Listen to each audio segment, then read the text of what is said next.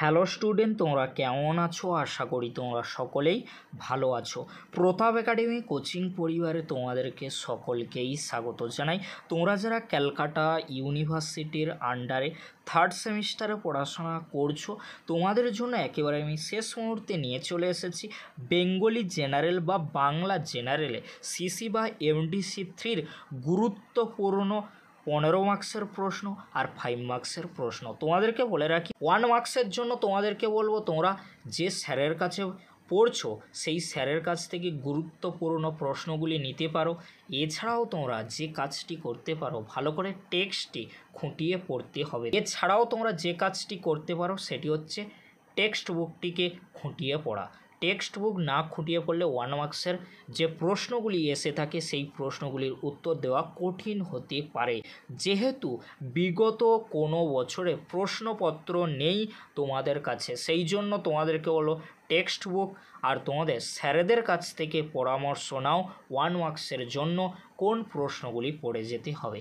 কারণ 1 মার্কসের জন্য প্রশ্ন সাজেস্টিভ করা কখনোই সম্ভব নয়, এটা তোমাদেরকে অবশ্যই মাথায় রাখতে হবে। এই বিষয়টি তোমরা যদি মাথায় রাখতে পারো, তোমরা যদি টেক্সট বুকটিকে ভালো করে খুঁটিয়ে পড়তে পারো, তাহলে SAQ প্রশ্ন নিয়ে তোমরা চিন্তামুক্ত থাকবে। চলো বেশি দেরি করবো না, আজকের আমরা দেখে নেব বাংলা সাহিত্যের ইতিহাস আধুনিক যুগ।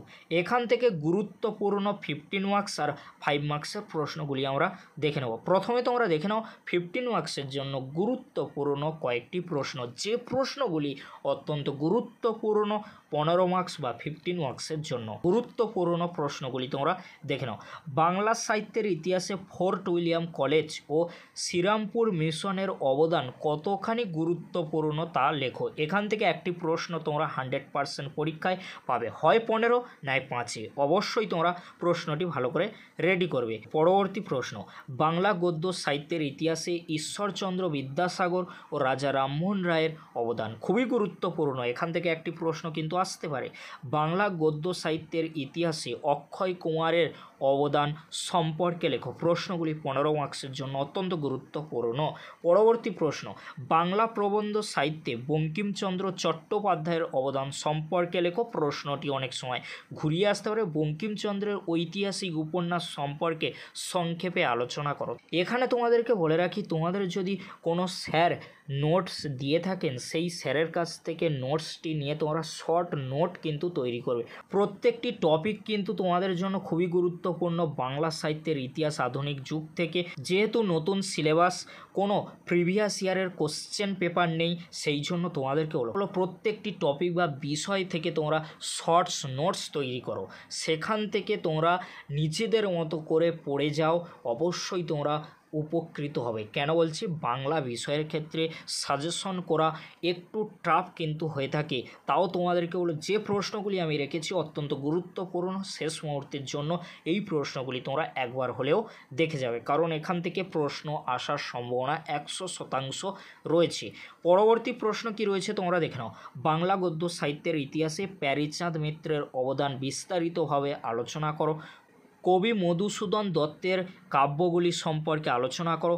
পরবর্তী প্রশ্ন, ভোরের পাখি নামে কে পরিচিত বাংলা কাব্যে তার অবদান সম্পর্কে লেখো। বাংলার নাটক সাহিত্যে বিজন ভট্টাচার্যের যে অবদানটি লেখো। এই প্রশ্নটি অনেক সময় ঘুরিয়ে আসতে পারে। গণনাট্য আন্দোলনের ধারায় বিজন ভট্টাচার্যের অবদান কতখানি সংক্ষেপে আলোচনা করো। দীনবন্ধু মিত্রের নাট্য প্রতিভার পরিচয় দাও। পরবর্তী প্রশ্ন, ছোট গল্পে বিভূতিভূষণ বন্দ্যোপাধ্যায়ের অবদান সম্পর্কে লেখো। প্রশ্নটি খুবই গুরুত্বপূর্ণ। বাংলা নাট্য সাহিত্যের ইতিহাসে দ্বিজেন্দ্রলাল রায়ের অবদান কী ছিল। বাংলা সাহিত্যে প্রাবন্ধিক প্রমোদ চৌধুরীর অবদান কী ছিল। বাংলা কাব্য, কবিতায়, সাহিত্যের ধারায় কবি কাজী নজরুল ইসলাম ও জীবনানন্দ দাশের অবদান লেখো। সামাজিক উপন্যাস রচনায় শরৎচন্দ্র চট্টোপাধ্যায়ের ভূমিকা লেখো।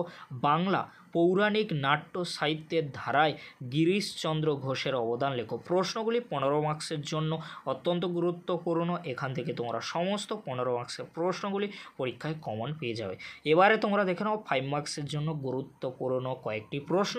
এই প্রশ্নগুলি তোমরা টিকাধর্মী হিসাবে 5 মার্কসের জন্য শেষ মুহূর্তের জন্য দেখে যাও, অবশ্যই তোমরা এখান থেকে সমস্ত প্রশ্ন পরীক্ষায় কমন পেয়ে যাবে। গুরুত্বপূর্ণ 5 মার্কসের প্রশ্নগুলি তোমরা দেখে নাও।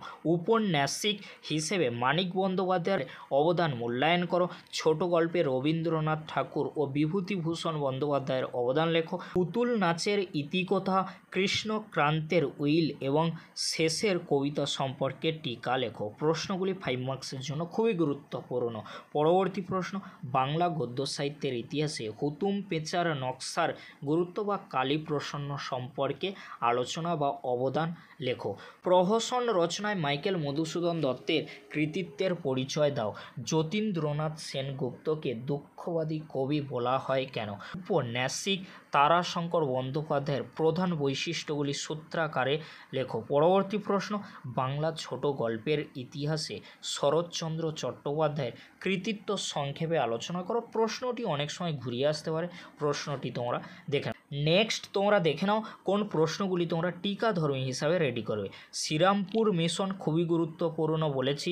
রক্ত করবি, পথের পাঁচালী, বাংলা সাহিত্যের ইতিহাসে আলালের ঘরে দুলালের গুরুত্ব, সীতার বনবাস, শর্মিষ্ঠা নাটক, কৃষ্ণকান্তের উইল। এই প্রশ্নটি রিপিট হয়েছে, বাট তোমাদেরকে বলে রাখি এই প্রশ্নগুলি কিন্তু 5 মার্কসের জন্য টিকাধর্মী হিসাবে রেডি করে যাবে। পরবর্তী প্রশ্ন কি রয়েছে, ঈশ্বরচন্দ্র গুপ্তের কবি কৃতিত্ব নিরূপণ করো। ঐতিহাসিক নাটক রচনায় দ্বিজেন্দ্রলাল রায়ের কৃতিত্বের সংক্ষিপ্ত পরিচয় দাও। বাংলা গদ্যের বিকাশে ফোর্ট উইলিয়াম কলেজের মৃত্যুঞ্জয় বিদ্যালঙ্কারের অবদান সংক্ষেপে আলোচনা করো। বাংলা সাহিত্যের ইতিহাসে হুতুম পেঁচার নকশার এই প্রশ্নটি রিপিট হয়েছে, তোমরা একটু দেখে নিও।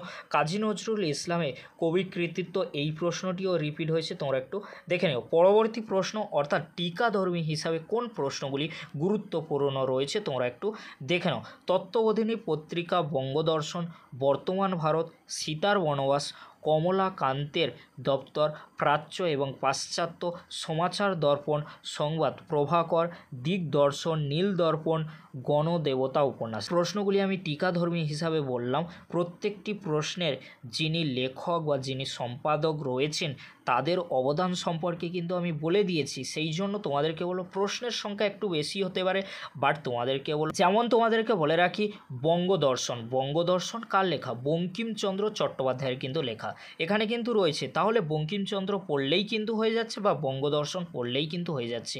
প্রশ্নের সংখ্যা একটু বেশি হলেও তোমাদেরকে বলবো একই প্রশ্ন বারবার রয়েছে, একটু ঘুরিয়ে পিছিয়ে রয়েছে, বাট উত্তর একই। সেই জন্য তোমাদেরকে বলো এই প্রশ্নগুলি তোমরা শেষ মুহূর্তের জন্য রেডি করে যাও, অবশ্যই তোমরা সাফল্য পাবে। বেঙ্গলি জেনারেল বা সিসি বা এমডিসি 3 পেপারটি নিয়ে চিন্তামুক্ত থাকবে। আর তোমাদেরকে বলে রাখি মডিউল 1 থেকে শুধু রাখিনি, মডিউল 1, 2, 3 তোমাদের 3টি মডিউল রয়েছে। 3টি মডিউল থেকে গুরুত্বপূর্ণ প্রশ্নগুলি কিন্তু আলোচনা করে দিয়েছি, তাই চিন্তা করার কোনো বিষয় নেই যে মডিউল 1 ভালো করে গেলেই হবে। তোমাদেরকে বলবো তোমরা যদি পারো অবশ্যই মডিউল 1, 2 ভালো করে দেখে যেতে পারো, বা মডিউল মানে যে কোনো 2টি মডিউল করে গেলেই কিন্তু হবে। বাট তোমাদেরকে বলবো এই যে প্রশ্নগুলি আমি দিয়েছি, প্রশ্নগুলি তোমরা শর্ট নোটস আকারে তৈরি করে নাও, ভালো করে রেডি করে যাও, বেঙ্গলি জেনারেল নিয়ে চিন্তামুক্ত থাকো। ভিডিওটি দেখার জন্য তোমাদেরকে অসংখ্য ধন্যবাদ।